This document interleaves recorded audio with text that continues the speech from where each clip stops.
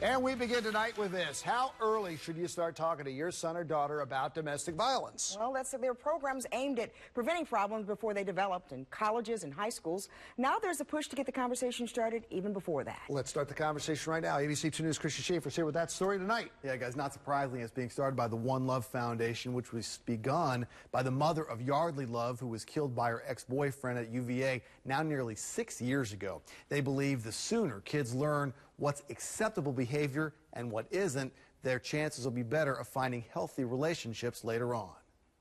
The cartoons are simple. Want to come over tonight? I got plans, but maybe tomorrow?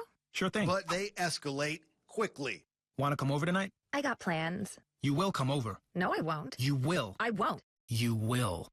Sharon Love of Baltimore County started the One Love Foundation after her daughter, Yardley, was found beaten to death inside of her apartment near the campus of the University of Virginia back in 2010. The goal has always been to raise awareness about relationship violence. From the beginning, I guess the hardest nut to crack was how do you approach this topic and attract people to this topic and not have everybody scramble and run away because it's such a difficult topic. And now they've found a way to approach even younger kids. They call the cartoons couplets, and they feature the hashtag That's Not Love. You can show this to a middle school or an elementary school student, and they'll get it, and they'll want to share it and talk to their friends about it. They're aimed at showing girls and boys how similar situations can actually be dangerously different. Want to hang out later? Me and my boyfriend always have Monday Fun Day. Aww.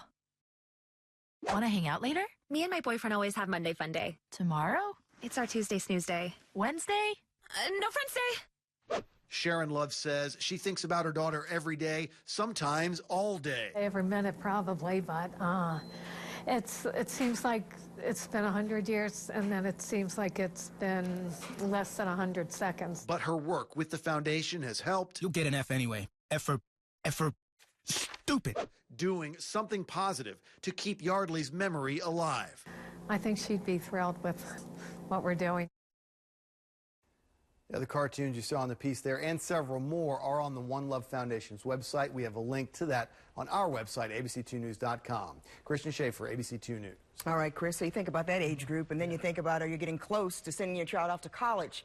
When it's time, you'll get the books and all the school supplies and accessories for that dorm room. But have you had the talk? I mean, the talk. Experts say parents need to be educating their teens on the issue of sexual assaults on college campuses, no matter how difficult that talk is. ABC 2's Ashley James has that talk tonight. The numbers are staggering. Every 107 seconds, another sexual assault occurs. These are our friends. These are our daughters. On our college campuses, it's estimated 1 in 4 women is sexually assaulted. Yet sexual assault and rape is the most underreported of all crimes. He got on top of me and restrained me by my wrist and started raping me. In one of the most recent national cases, a woman describes her alleged assault to CNN. She is one of 6 women who have filed a Title IX lawsuit against the University of Tennessee for the way it handled the cases. Back at home, Laura Clary is a nurse and clinical program manager for GBMC's SAFE program, or Sexual Assault Forensic Examination Program. She sees the local victims, including college students, who come in every day to a room just like this. When I started doing this job, I was really surprised how young our patient population is. The majority of the patients that we see here fall between the ages of 13 and 24. Clary says education is so important, and education should start at home. I think sometimes parents expect that this is something that's going to be discussed in college orientation, and they're going to learn about this, once they get off to college, but start it early. But how do you have that conversation with your child? Say, for example, you're sitting and you're watching a television show and something like this is on the TV. Use that opportunity to engage in that conversation with your child. Clary says explain to your teen that they will be going off and making adult decisions. Explain to them that somebody cannot consent to sexual intercourse or to sexual activity when they are incapacitated by drugs or alcohol. That's so important. The majority of our patients that come in after being sexually assaulted were in some sort of a social situation and under the influence of alcohol at the time. Additionally, it happens a lot between two people that know each other. And Clary says this is not just a female issue.